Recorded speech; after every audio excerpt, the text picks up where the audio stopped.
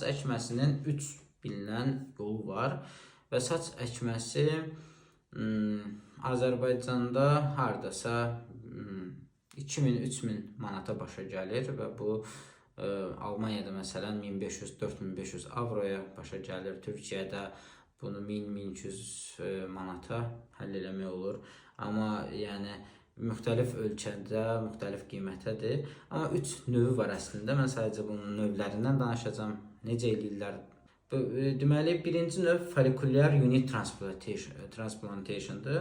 Məsələn, bu xəstənin saçında, saçın ensə nahiyəsindən əsasən bir xətt kimi götürürlər və oradakı tükləri öncədən açılmış başın ön tərəfində olan dəliklərə əkirlər.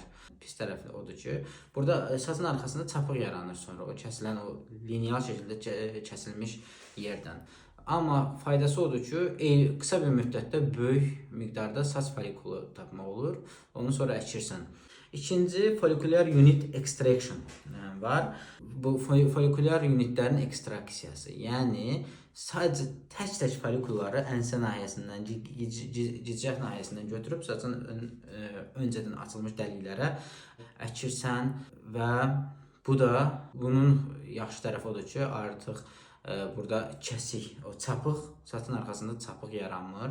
Və üçüncü bir növ isə direct hair implantation'dır. Burada direct hair implantation necə aparılır? Bu ensə nahiyəsindən, gicgah nahiyəsindən götürülən tükləri öncədən dəlik açmağa ehtiyac yoxdur.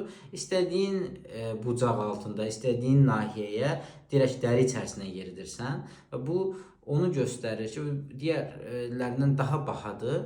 Buna deyirlər DHI, direct hair implantation. Bu istədiyin bucaq altında əkmək olur.